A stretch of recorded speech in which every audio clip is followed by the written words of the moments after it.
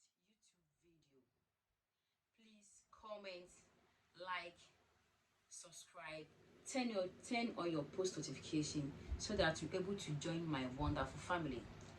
My first video is about introducing myself to you guys and my experience of traveling for the first time from Ghana to Japan.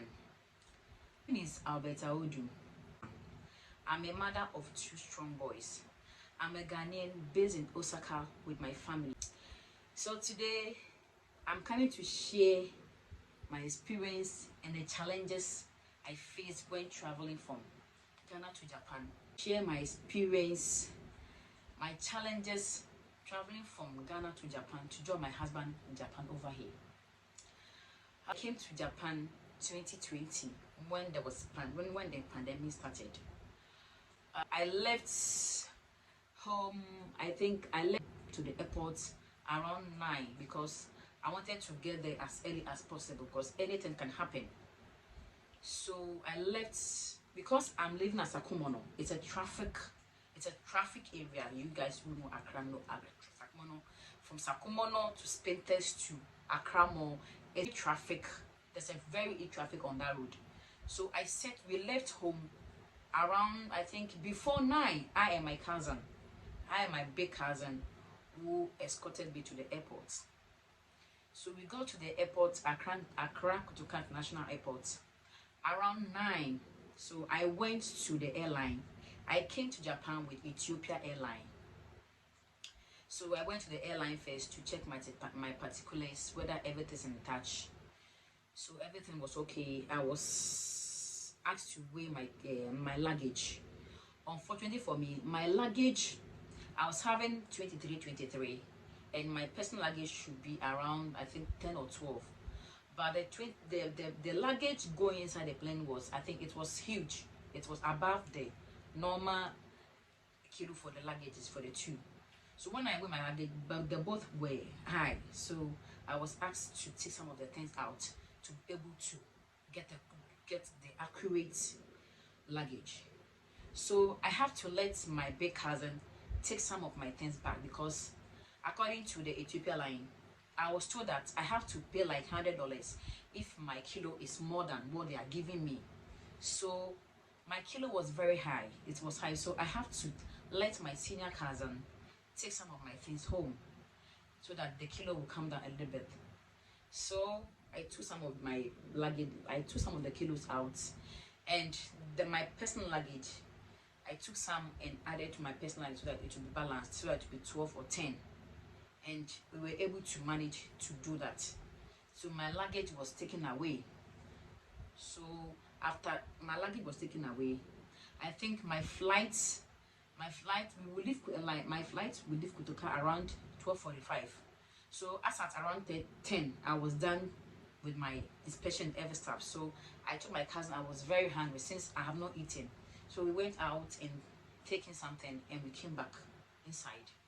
In 20, we're in.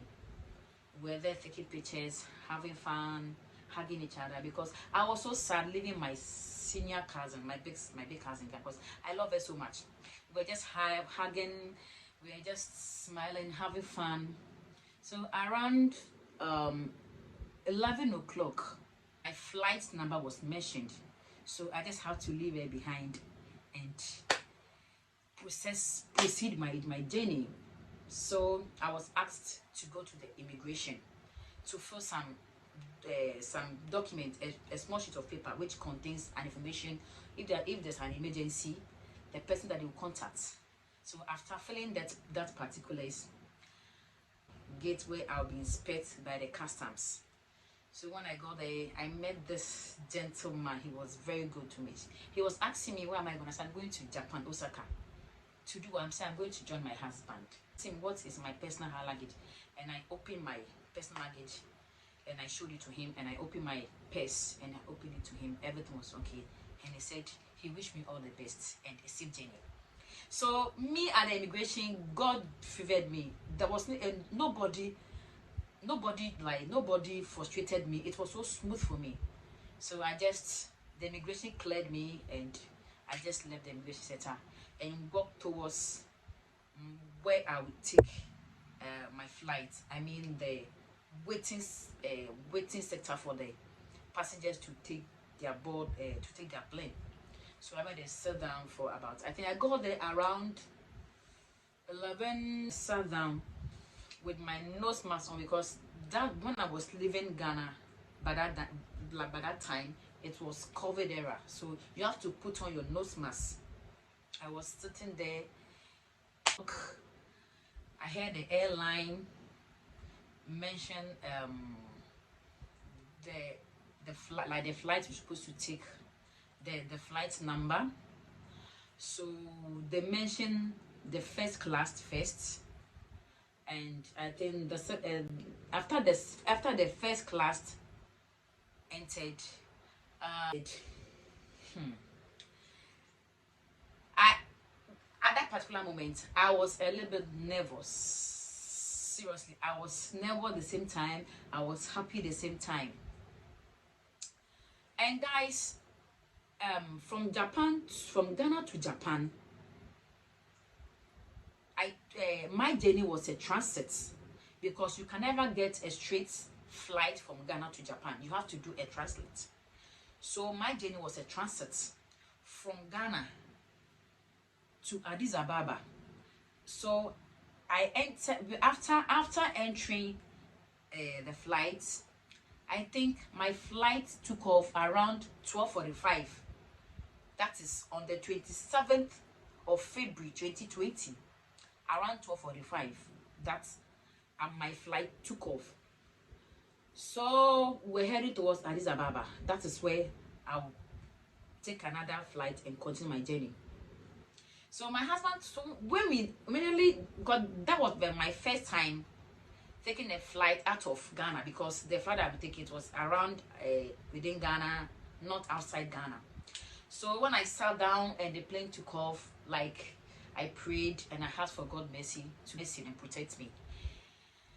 How I was so happy but nervous at the same time.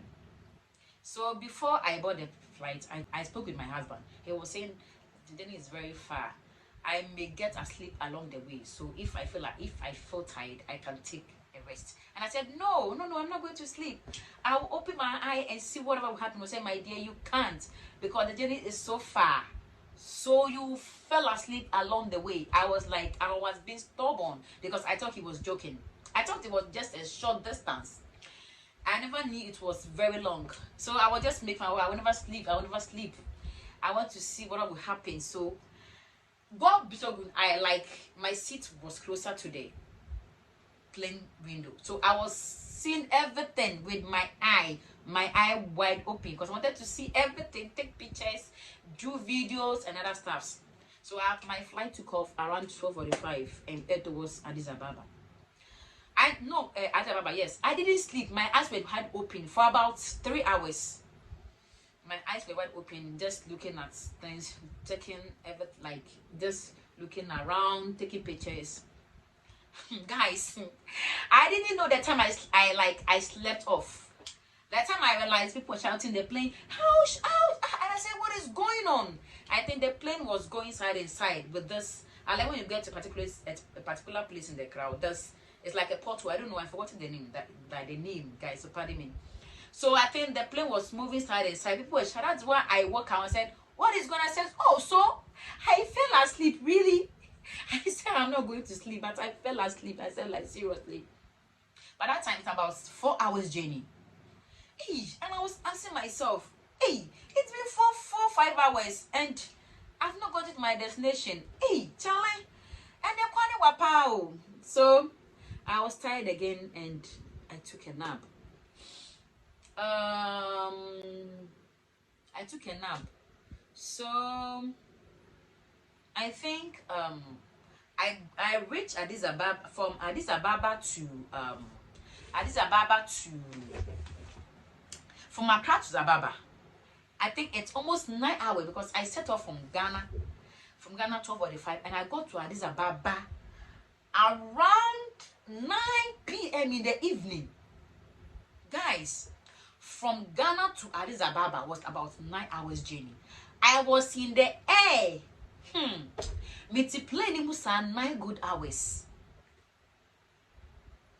From Ghana to Addis Ababa, 9 p.m. in the evening on that 27th of February.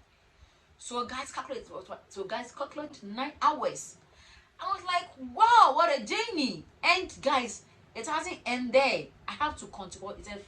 It's a transit journey. So it's not, I'm not even done with my destination. I have to continue. So after getting down from, when we got to the Addis Ababa, we got down from the plane, that is the Ethiopian airline, where they will inspect our personal luggage. They inspect my luggage. And God be so good that this gentleman sitting beside me is also a Ghanaian. I think he was going to one of the countries. So he helped me with my, because the personal luggage was very huge. It contained fufu. They need fufu powder. It contained a lot. So it was very heavy for me. So this gentleman helped me with my bag. Oh, this guy is so good. He was an angel sent from God, because that time I was a little bit confused and frustrated. So this guy was very good to me. He was very good to me. So we went to where our bag would be inspected before going to where we take our next flight. So after inspecting my bags, and I went and sat down to join a connecting flight. That is the same Ethiopian airline, but with a different number, with a different board number, like with a different plane number. So, but unfortunately, the guy left me because he is going to another country. I'm going to Japan. So I've forgotten the country it was. We're also going to the Asian countries, one of the Asian countries. So we departed, and guys, that is where my story and my experience started. So I think Addis Ababa, I think I rest like, my flight took off from Addis Ababa to Korea, because I have to join a connecting flight from Addis Ababa to Korea to continue my journey. So the same Ethiopia airline I took from Addis Ababa to Korea. I think I rest for about, let's say about because the flight took around 10:45. Because I got Addis Ababa around 9, and the flight took off around 10 for just 1 hour rest, and I connected with my next flight. So from Addis Ababa to Korea, we left Addis Ababa around 10:45 in the evening to Addis Ababa to Korea. So from Addis Ababa to Korea, from 10:35 to I think 3:45 in the afternoon. That is on the 28th. So that means I'm now in 28, not 27 anymore. So it's like I'm in the following day. So you guys calculate it, from Addis Ababa to Korea, it's like about 8 hours journey. God, that is where I got so frustrated.